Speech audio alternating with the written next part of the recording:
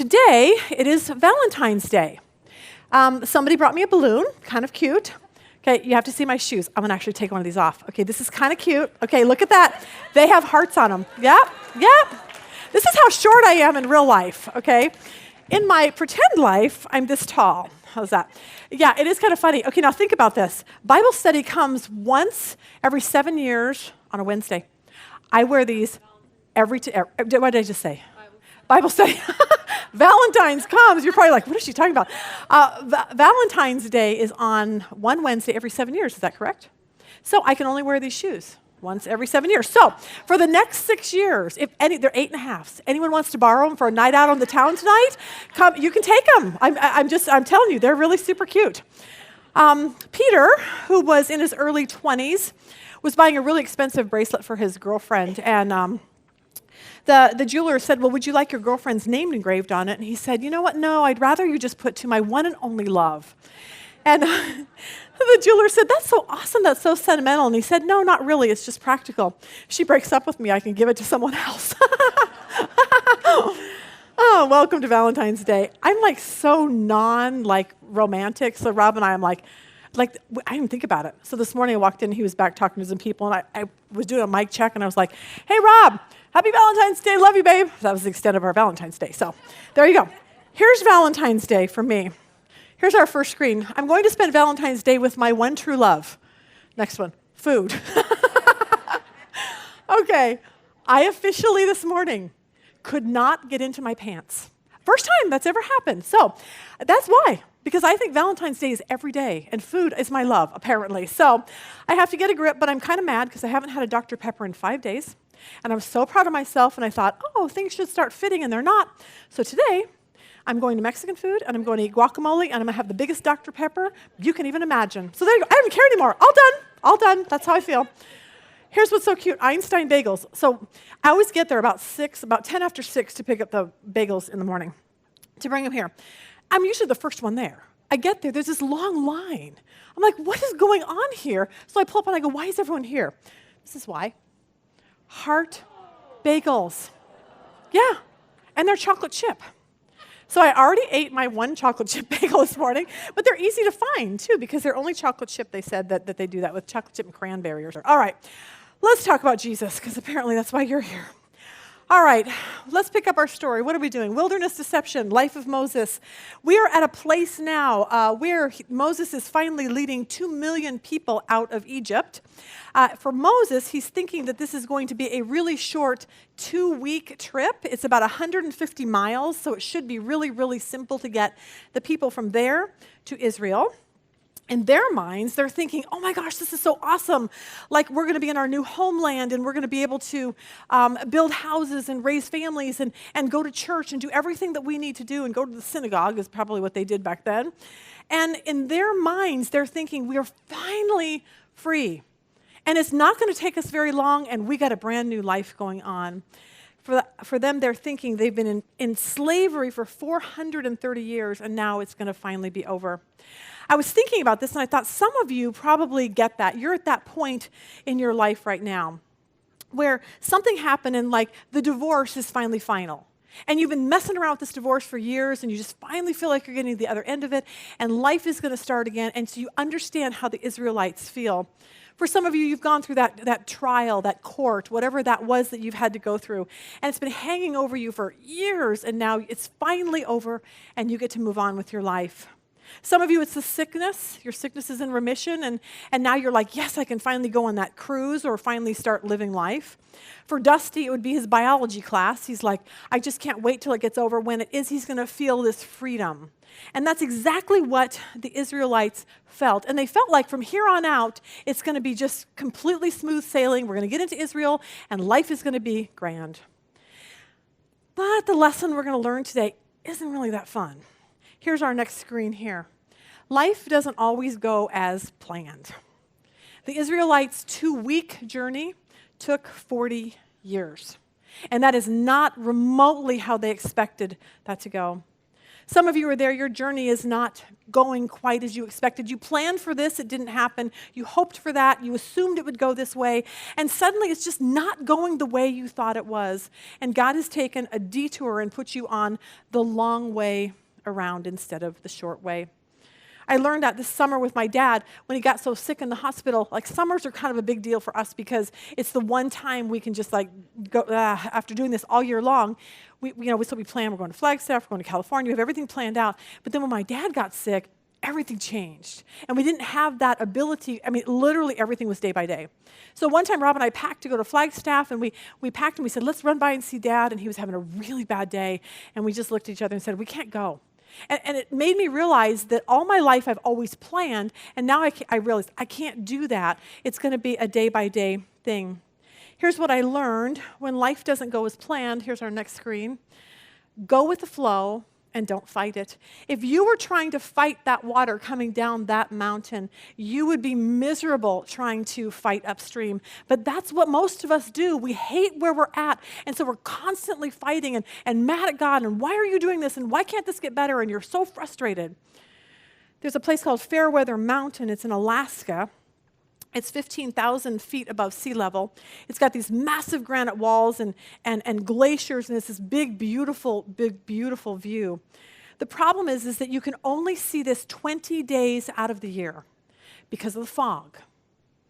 And what I learned is that most of the time, many of the time, we live our Christian life like that.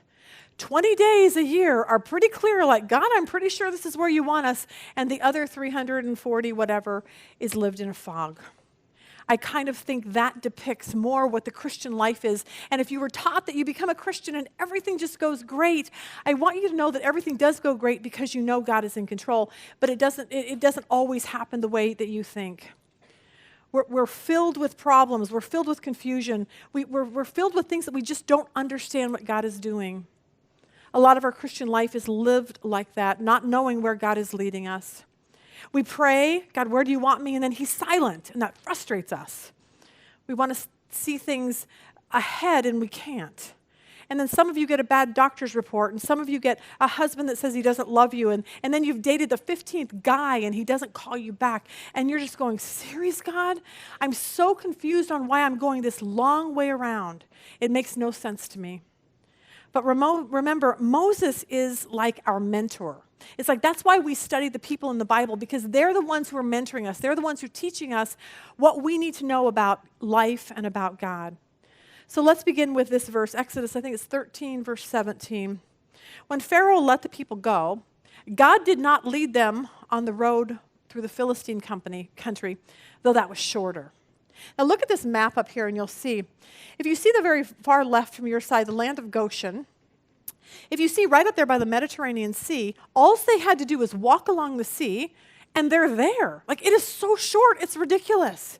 But God said, I did not take them the short way, I took them the long way. Look at the long way. Down, they're going to have to cross the Red Sea, even farther down to Mount Sinai. Like, this is a long journey when God could have just taken a really short route. The question is, why in the world would God do that? Like, I'm kind of all for the easy road. Just get me to Israel the fastest way possible. But what doesn't make sense to us most of the time makes perfect sense to God, and he always has reasons that he's taking the Israelites the long way around, and he always has reasons why he's taking you the long way around too. We see this in Psalms 105. Joseph, for those of you that know, we're here with our equation series many years ago.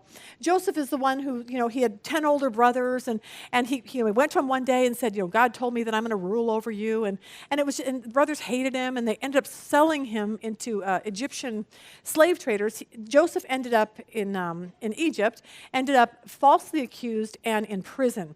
So this verse talks about this in Psalms.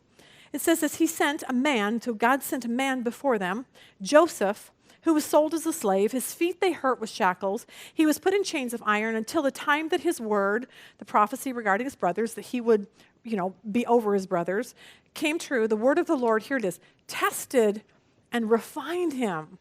See, when you and I are going this long way around, mostly it's because God is trying to refine us. He's trying to take all the stuff out of our life that doesn't need to be there, and He's trying to get all the stuff out of our life that says, you know what, I don't really trust God. He's going to force us to learn how to do it.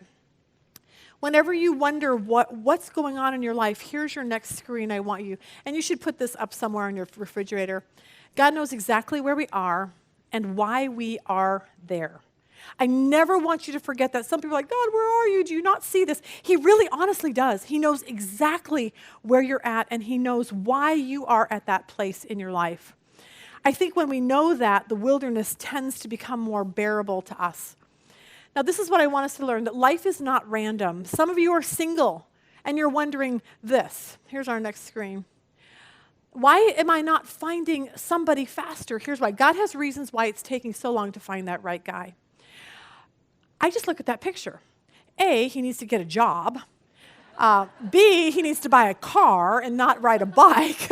And you need to get, go work, okay? I mean, I don't know what to tell him, but that's why God is probably taking so long, because He's waiting for him to grow up, because guys have to grow up, just FYI on that. Here's what we say: you have to go through a lot of frogs before you find your prince. I'm only telling you that because I have a funny joke. Do not send me an email on this, okay? And you're going to have to think about this. I told this to Dusty, assuming he would get it, and he stared at me like he didn't, so I'm assuming you're going to get it, hopefully. A lonely frog, desperate for he wanted a woman. He wanted a woman frog, okay? So he telephoned a psychic. We don't believe in psychics. It's just a joke, okay? He called a psychic hotline to find out what his future was, and the psychic tells him, you're going to meet this beautiful young girl who will want to know everything about you. And he was so excited. He goes, where am I going to meet her? Like at work, at a party? And he said, no, biology class. Okay. Okay, Dusty's in biology, and he didn't get that. He goes, I don't get it. And I'm like, dissect, oh, okay, yeah. All right, that was kind of cute. But here's the deal. If you are single and God is still trying to bring someone, realize this, life is filled with waiting. And if you can learn to wait when you're younger, oh my gosh, you've just learned something really valuable. Once you find the right guy, then you're going to continue waiting all the rest of your life. You're going to wait to get pregnant. And then once you have the baby, you can't wait till they go to all-day kindergarten, okay? And then I always say all-day kindergarten with the option of extended care after that, okay? And then you wait, because then they're teenagers, and they're just brats when they're teenagers, and then you can't wait till that gets over. And then they go away to college, and then your whole life is just waiting. So if you can learn it early, it's always better. Shannon was reading a great book the other day, and she said, Mom, I'm reading this good book about seasons and how important it is for us to be happy in the season where God has us. And I want you to know, if you're single and you're just looking for that guy, here's the thing. You need to realize that God, He's trying to teach you everything you need to know before you make that step. Otherwise, you have to learn it for the first couple years that your marriage. Men are complicated. You might as well learn that right off the bat, okay? You don't want to spend your first few years learning that. Here's some rules to help women understand men. This is from a man's standpoint of view, so we'll get this. Here's what he says. Learn to work the toilet seat. If it's up, don't come tell us about it, but put it down. So see, I'm giving you single women some really great advice here. This is from a man. Here's what else he says. Don't make us guess. Sometimes we're not thinking about you. Sunday means sports. Shopping is not everyone's idea of a good time. I love this. You have enough clothes. Here's the next one. You have too many shoes. Crying is blackmail. Use it if you have to, but don't expect us to like it. Ask for what you want. Subtle hints don't work. Share the bathroom. I laughed when I read that because I looked over at our bathroom. 100%, 80% of it's mine. So I'm sharing. But this made me laugh. A headache that lasts for more than 17 months is a problem, so go see a doctor. I love that. I was like, okay, that's kind of awesome. Okay, where am I? I'm totally off key here. Anyway, if you find a right guy too early, you're never going to know all those things. So see, we're speeding up the process for you. A wealthy old gentleman recently married a very young woman, and he was beginning to wonder, I wonder if she married me for my money. And so he asked her one day, he said, tell me the truth, if I lost all my money, would you still love me? Reassuringly, he said, of course, honey, of course I would still love you, but if you lost your money, I would miss you terribly. So, okay, there you go, poor guy. All right, next one. There you go. God has reasons why he's taking so long to find that job. Some of you are waiting to find a job, and you're just like, what is taking so long? And I'll tell you what happens, especially when you come out of college like this. You're very self-sufficient. You think like, I'm all that, and you know, I'm the greatest asset to the world. And sometimes God says, you know what, I need you to relax and I want you to trust me to help you find a job instead of trusting your credentials and what you just made, you know, in college. When you don't have a job, you suddenly become very dependent on God. And you pray more and you seek him more and you think, God, what do you want from me instead of what do I want? I'll show you how this works. We're going to play a cute little video. Cute, it's not cute, but it's just a video. So watch this and you'll see how this plays out. I'm a pharmacist. The owner came into the store at the end of the day and told me after 30 years he had to close the store. During the 2 weeks that we had to let the public know that we were closing, I actually received this letter. It reads, I'm just a stranger in your midst. I felt compelled to write you. Somewhere out there, a door will be open to you. Don't give up hope. When I came out of pharmacy school, we were actually the first class of doctors of pharmacy. I was confident at that point, when I was let go, that I could find another job fairly rapidly or readily. I was really relying on the fact that I had this PharmD degree, that I could, you know, get a job anywhere. We used every tool available on the internet and tried to reach out to every friend I could that I knew in the business, and still wasn't getting anything. My kids are doing very well in the Iroquois West school system. My wife's mother, father, and grandmother live in this area. I mean, the house that we're living in was actually owned by her great-grandfather. And plus the church, you know, I didn't know where I'd find another church like we have. I was literally willing to work in any pharmacy in the state that would employ me full-time, even if I had to spend a week somewhere in a motor coach and come home on weekends or something. I mean, I was that set on staying here. I got a card from one of our church members. It reads, when times are tough and it's hard to keep your spirits up, remember that life is full of surprises. Cast all your anxiety on him because he cares for you. And then personal note is, I just wanted to let you know that I'm praying for you daily. God will provide, Mark, be patient. Strength will rise as we wait upon the Lord.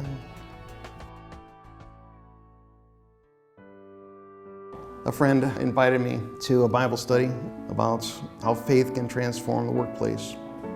The Greek word for work actually means to worship. You know, I always worked hard at what I was doing and tried to help people as best I can. But now, you know, when people just look at me, it's like, why are you doing that for me? You know, I actually come out and tell them, I'm doing this because I'm working as if for God.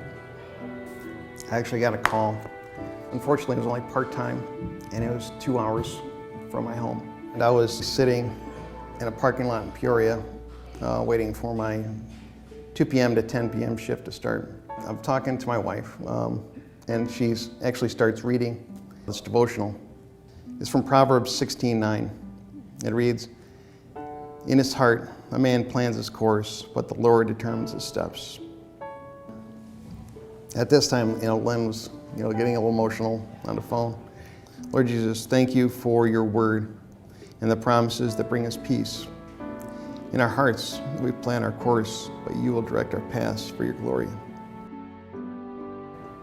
My phone starts ringing. I told Lynn, Lynn, I've got a call. And the gentleman says, would you like a full-time job in Champaign, Illinois?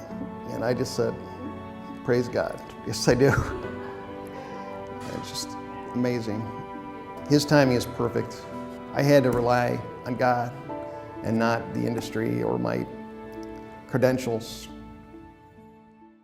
Isn't that great? Like, that's exactly what we're talking about. Like, we have spent so much time relying on ourselves, and God's like, you know what? I'm going to take you the long way around because I want you to learn this long way, that it's really honestly not about you. It's about where I want you, but you've got to learn how to trust me. The third part to this is the next screen. Some of you are struggling in your marriage. Possibly, maybe. Does it hate us? It should be in your thing. I don't have my glasses on, so I can't read it. God has reasons why he allows you to struggle in your marriage. Okay, so that's some of you are having problems in your marriage. This is kind of funny. A husband asked his wife one day, "What do you do with all the grocery money that I give you?" And Melody, did you have that picture of the guy in front of the mirror? Or does the screen hate us right now? Possibly it hates us. Do they hate us, David? Okay. It's just too cute to not put up here. Okay, we'll go back to that. That's the first time we've ever postponed a joke. Postpone, we'll come back when we can. Harry and Tom were talking with friends, and the talked about marriage counseling. And Mary said, Tom and I never need counseling. We have this great relationship because he was a communications major, and okay, there you go. She said, okay, what do you do with your grocery money I give you? And she said, well, stand in front of the mirror and turn sideways. There you go. That's what happens to the grocery money. I don't know why I thought that was so cute. Okay.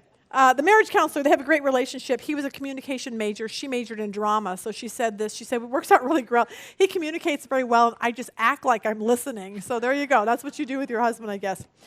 Here's what I want you to know. Struggles in marriage will grow your marriage beyond anything. If you just take the short route in your marriage, you're not going to grow. I learned this in spades for Rob and I. Looking back on our marriage, the only thing that saved it was going the long way around.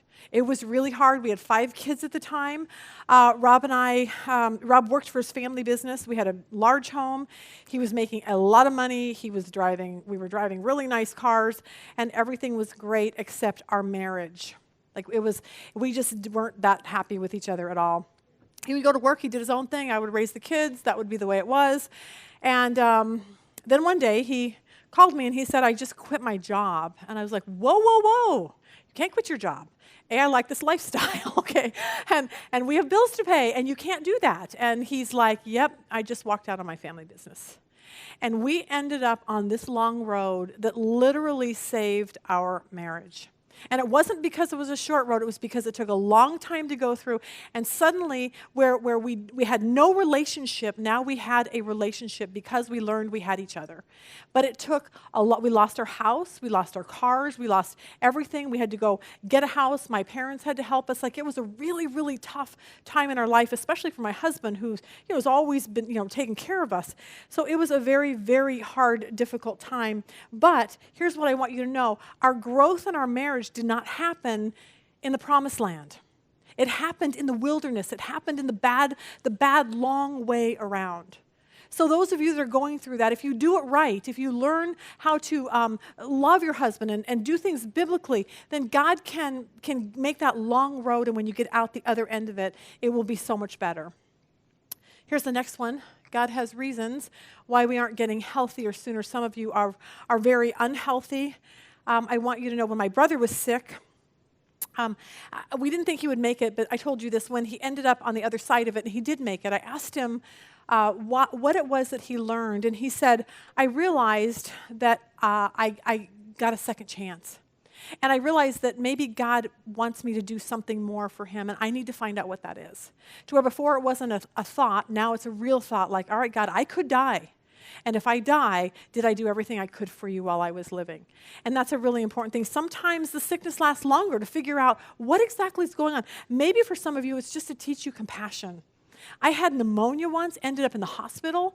I'm telling you, I have never had more compassion. If someone says to me now, I had pneumonia, I want to hug them. I feel your pain. It is painful. And so sometimes that's why we go through things longer, so we can learn a lesson, and then we can go out and help others.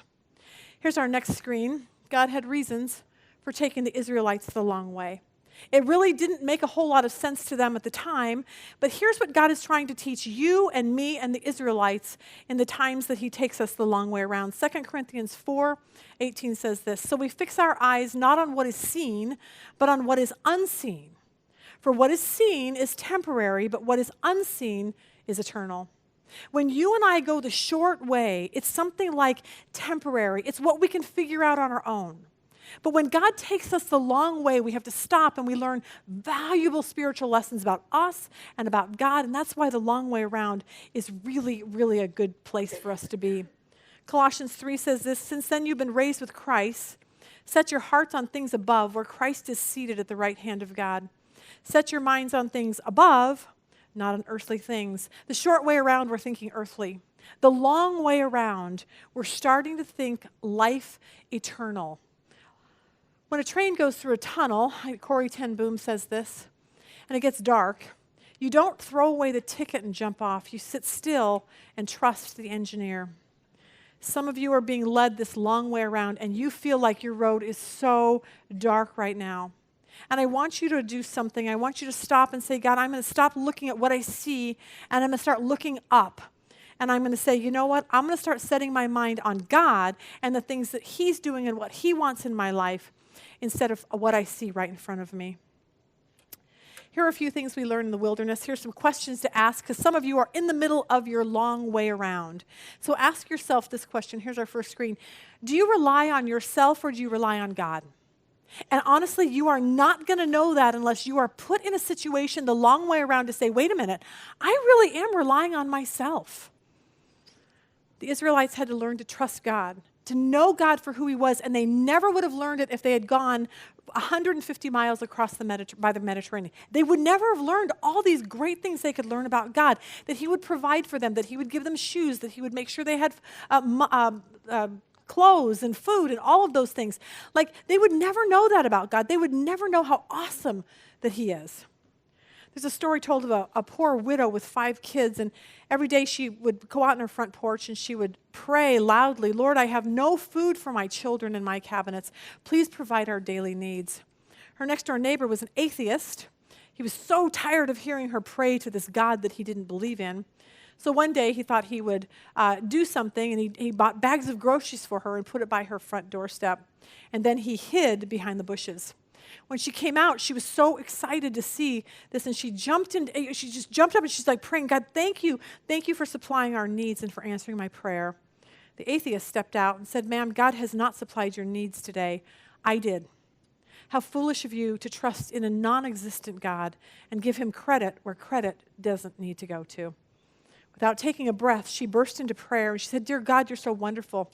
Not only have you provided food for me today, but you got the devil to pay for it. Perfect. That's awesome. Here's our next screen. We can never see what He, God, can do until we're going to put in a situation where we have no control. When our kids went off to college, some of them, they kind of went off the deep end because college just kind of has that effect on children. And there were so many times I want to just rely on myself, and I want to just be like, I'm just going to call them and tell them to stop it and stop drinking and stop doing stupid stuff that you're doing, whatever. And as a parent, you want to do that. But I know that nothing I would have ever said would have done anything. With one of our sons, he was in a completely different state, and I felt so helpless when it came to trying to get him to listen to me.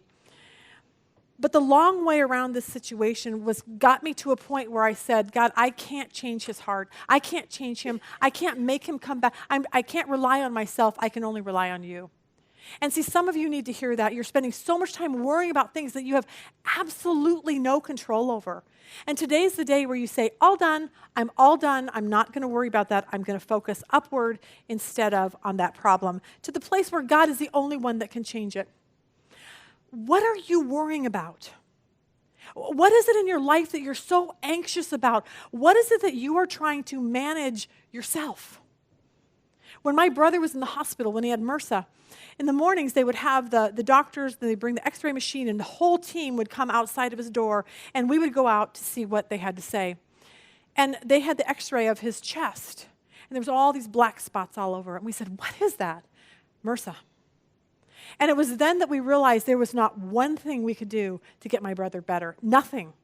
And we just said, God, you are the only one that can heal him. You're the only one that can take that MRSA out, because but we can't do it. We're so not able to do this.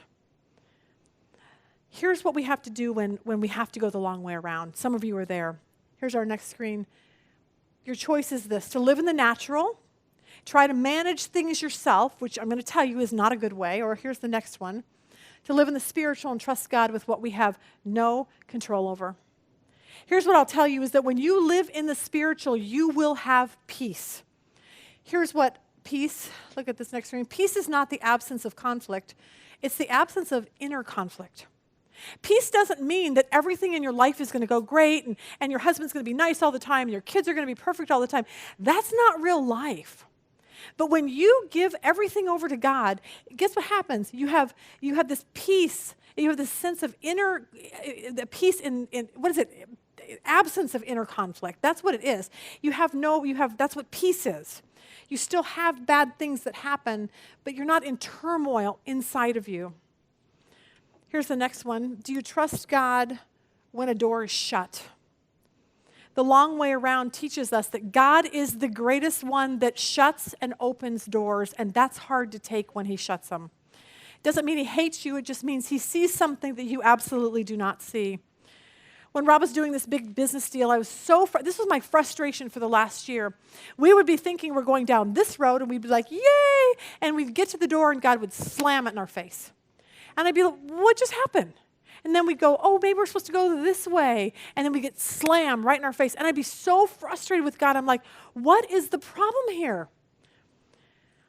I read a book, because this is how frustrated I was. Kent Crockett wrote a book called Why Pray? Because that's where I was. I was at a point like, really, God? I'm praying for this, and you're doing the opposite, and I'm so confused at what you're doing. Here's what Kent said. He said, God gives us answers, and we've always heard this. Yes, no, and wait.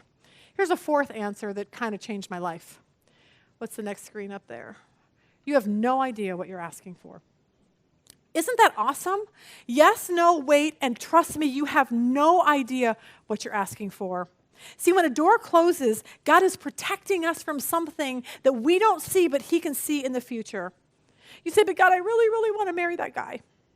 But God, I really, really want to move to that new town. God, I really, really want that job. And God says, trust me. You have no idea what you're asking for, because I can see 10 years down this line, and I'm telling you, you do not want what you're praying for. When he slams the door, we need to stop and say, thank you, God. Next one is this. Do you trust God to change that person's heart? Do you know that God changes hearts and he changes minds? This just happened to us in the last 2 weeks.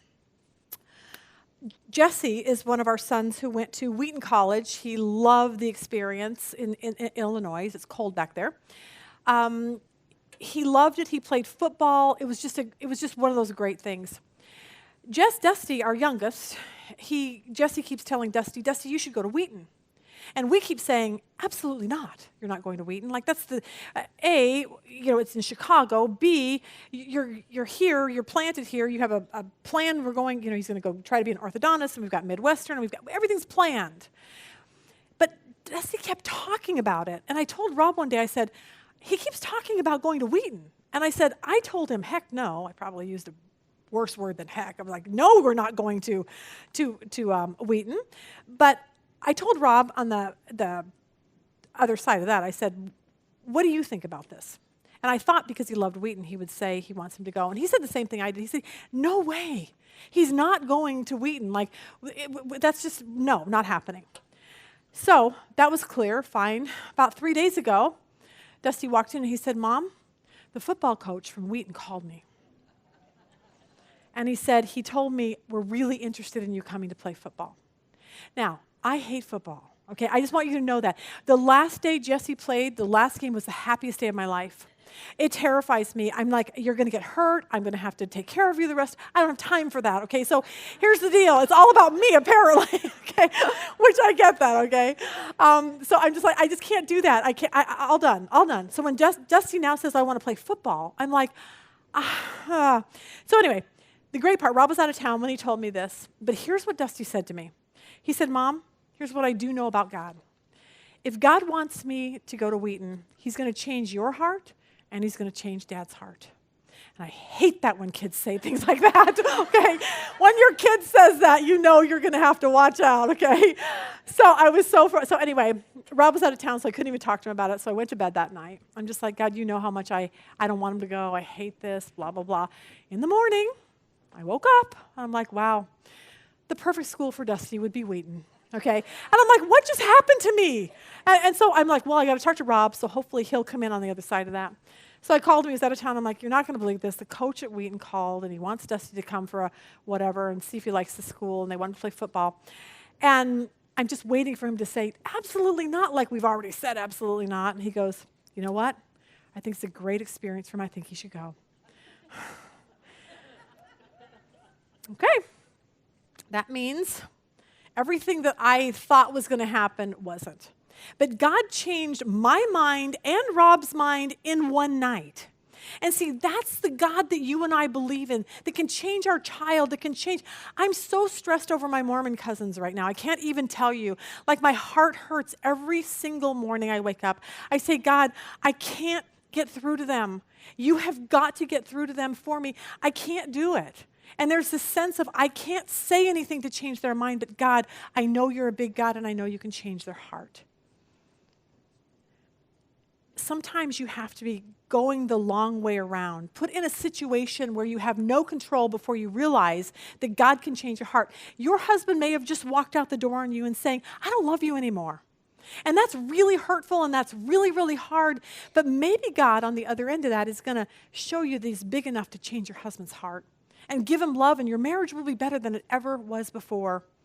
Maybe you're looking for that job, and you've been interviewed, and they looked at you and they said, you know what? You're just not qualified.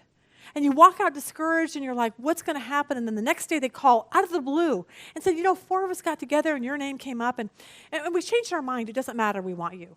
Like, God is that big. He changes people's hearts and minds. But that's what the long way around does for us. We don't learn that the short way. We have to put into bad situations with college kids and being single for a long time and husbands walking out the door. You have to be put into that for a long time before you start focusing on God and then saying, all right, God, I'm giving all this up to you. Now you change whoever's heart to get to where they need to go. We learned how powerful God was with our son Sean. I'm only telling you the story because he came up here one time and told it to you. Sean was our one child that he got involved with prescription drugs. He told you about that. And it literally changed everything. He and his wife got a divorce. He was a disaster. He would be the first one to tell you that. He was lying to us. He wasn't truthful. Everything about his life was just crashing down. And as a parent, there was nothing you can do. We try to talk to him. And he's like, and they don't listen at all. And it's so frustrating. But he eventually went to a rehab, and he started getting better. And it's so interesting how the long way around, I would look up at our picture. We have a picture of our fireplace with all of our kids. And all of them pretty much love the Lord. And Sean would stick out like a sore thumb. And I would say, God, I don't get that. I see him. He doesn't want anything to do with you. He doesn't love you. I'm praying for him, but I don't even believe you can change him. He's that far gone to me that you cannot change him. I pray that you do, but I don't believe you can. That was my really faith prayer. Okay, so apparently I don't do that very well. But that was it. I just didn't think God could ever change him. Churches will come up to you and they'll say, you need to learn more before you teach. You need to, be a stronger Christian. Here's what he said to Sean, who was just trying to get his life together. Sean, you need to step it up. And you need to start teaching a Bible study. And you need to start reading your Bible and grow in your faith. And he encouraged him. And it was the coolest thing. And then Sean met this woman, and they got married, and they're having my 11th grandchild, okay? So all of this happened. And I look at the picture now, and I go, God, look at what you did. You literally revamped his whole heart and his whole life. Everything changed, and only God can do that. But if you don't go through a wilderness or a long road around, you're never going to know that he can do it. Our job is to learn how to focus upward and not at the situation. Say, God, I can't change my child, but you can. I can't change my husband, you can. I can't make my Mormon cousins believe, but you can. But if you don't have those situations, you won't ever know that God can do it. Here's our next screen. Every flower that ever blossomed had to go through a lot of dirt to get there. And I think that's a great thought process for those of you that are struggling with children that have a lot of issues. They got to go through a lot of stuff before they get to the other end of themselves. Now, here was God's reasons. Look at our next, so here's our back screen. God had reasons for taking the Israelites the long way around. Here's why. Exodus 13:17. When Pharaoh let the people go, God did not lead them on the road through the Philistine country, though that was shorter. For God said if they faced war, they might change their minds and return to Egypt. Now think about this. This is so cool. They were not warriors. They were slaves. They'd been slaves for 430 years. Their spirits were completely broken down. They were nobodies. They were beaten down. Had they gone that short way, the Philistines are up there. The Philistine warriors, they would have come against these slaves. The Israelites would have run back to Egypt out of fear. And God knew that. And so God took them the long way around. He wanted to prepare them for battle. He wanted to teach them what he needed to teach them. He wanted to develop their faith, grow them up so that they would learn to trust God and not be terrified when bad things happen. So much of our life is God trying to get us to think his way. And the long road teaches us how to think that way. Here's our next screen. This is why they needed to have their minds rebooted. Maybe your long way around, whatever you're going through, is because God is trying to reboot your mind. Maybe your singleness, he's trying to reboot your mind instead of, oh, I really want that hot guy. Now you're saying, I really want that hot guy, but I want him to love Jesus more.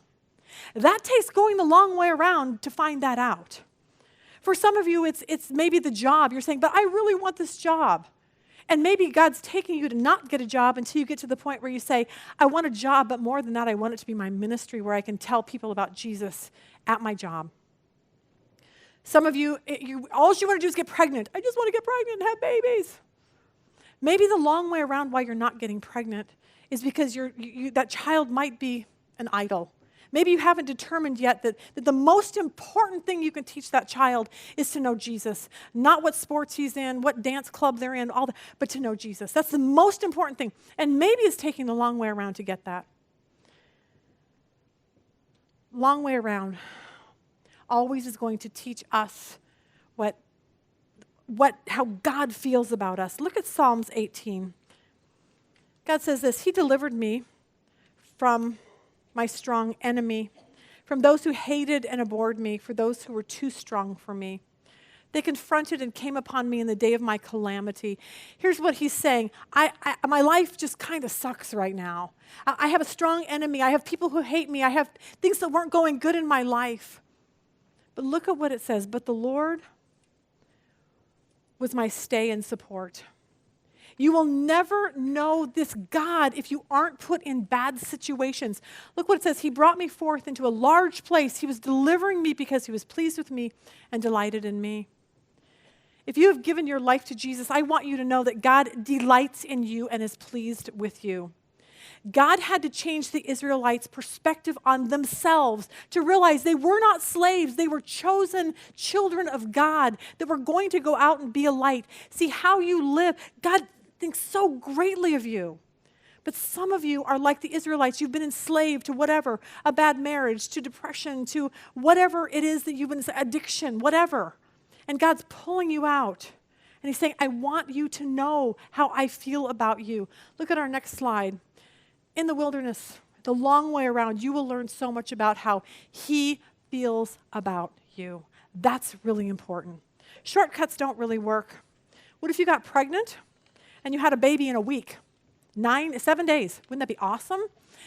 You just pop it out in 7 days, but not really.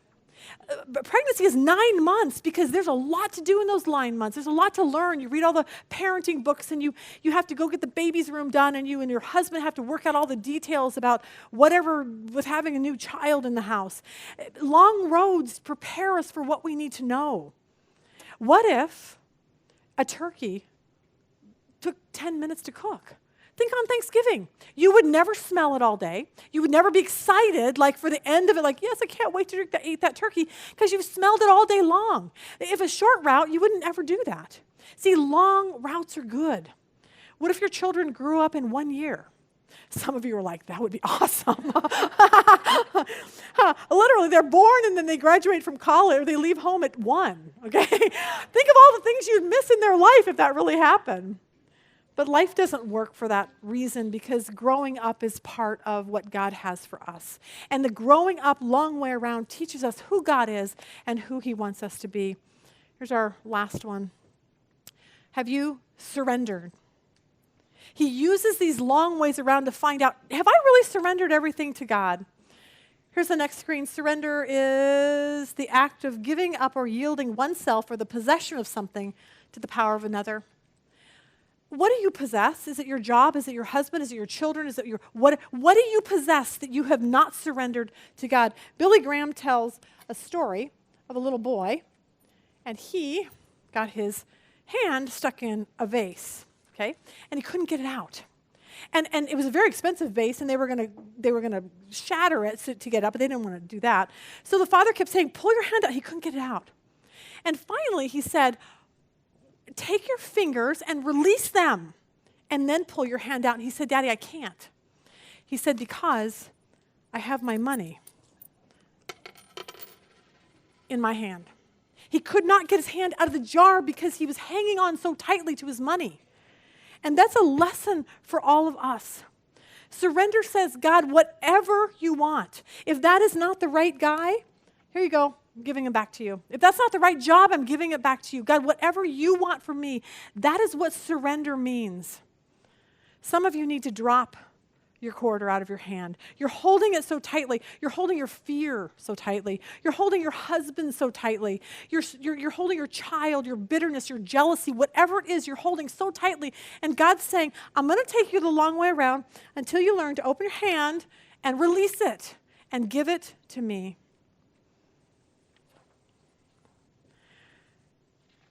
I'll tell you about Rob's really trip and then we'll close. Even when you're surrendered to God, there's times when we feel very confused. Rob was out of the country a couple weeks ago when he was coming back. He was flying into LA at 4:30, and I had him on the 7:30 flight to get out, so he'd go through customs and all that. He knew American and Norwegian were right next door to each other. So he said, Lisa, put me on an earlier flight. So I got him on the 6 o'clock flight, knowing that he'd only have an hour and a half, but that would be fine.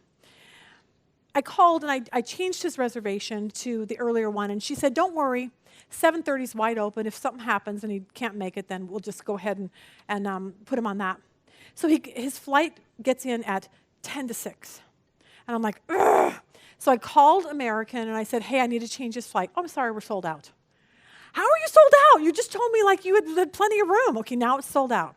9:30 is the earliest one. Well, he's exhausted when he travels. It's really hard for him. So we found a Southwest airline flight at 8:30. We thought, okay, that'll buy him another hour. He goes to Southwest, he gets in line. Right before we board the plane. I'm sorry, we have plane problems. You'll be able to get out of here at 10. And he's like, what? Okay, so I'm frustrated. He comes in the house. They had to literally bring a brand new plane in for them to take. Comes in the house at 1:30 in the morning. And I woke up the next morning and I said, I'm kind of mad at God. I said, it's he's big enough to take the Norwegian flight, just push it in the air a little bit faster, okay? Like, he can do that. Why is that too much of a problem to ask him to do that? And I did ask him, and he didn't do it. And Rob said, Lisa, he goes, here's what I learned when I travel. Put our next screen up. This is what we started with. Go with the flow and don't fight it. He said, it is what it is. When you travel, you can't make it better or worse, so why don't you enjoy it while you're going through it? That is what happens the long way around. We can either fight it or we can go with the flow and just say, all right, God, what are you going to teach me through this? Here's the last screen right here, and we'll end here. Even through your long way around, this is what you need to know. He is still leading and guiding you. Look at these last 3 verses. After leaving Succoth, they camped at Etham on the edge of the desert. By day, the Lord went ahead of them in a pillar of cloud to guide them on their way, and by night in a pillar of fire to give them light, so that they could travel by day or night. Neither the pillar of cloud by day nor the pillar of fire by night left its place in front of the people. God led them the long way around. He never stopped leading them as much as they thought, where are you? What are you doing? God was leading. He wanted them to learn lessons the long way around. And I want you to know that if you can grasp that as you're going through whatever you're going through, that God is still leading you, that when you come out on the other end of that, you will know God better and you will trust him more. And that's why we named this series The Wilderness Deception. Because we are so deceived into thinking the long way around is miserable and horrible, and it's not. I think if we understand this, that you're going to find out that that road, the long way around, just might be the best place you could ever be. Father, thank you for your word, and thank you for this section that reminds us that, God, no matter what we're going through, you're right there with us, and you're leading us, and you're guiding, but all along you're trying to refine us, to be people who know you and love you and can serve you right where we're at. God, I pray that you will use today's lessons as a reminder that no matter what's going on in our life, that you are not distant, that you are just like you were, a cloud by day, leading us. As tough as it is and as hard as it is, God, help us to focus on you. We're just so grateful for you doing that for us. I can't imagine living a life on this earth without knowing that you lead and guide us. Pray for each person in here that's going through their own long way around. I pray, God, that you will comfort them and help them to learn the lessons that they need to learn while they're going through their lessons. Thank you, Jesus, for all you do. In your name, amen. He had a choice on how he was going to respond to the rest of his life. And it's the same with you. And don't let Satan win. Honestly, what you need to do is say, let's start a compassion ministry. And what we're going to do, he has 1 billion stars he's in control of. He can deal with your, and that God's saying, I don't want that. I want you to treat me like you would treat your best friend. Those are real feelings that we think we got to keep to ourselves, like, shh, no, God, where we can't. No, he knows.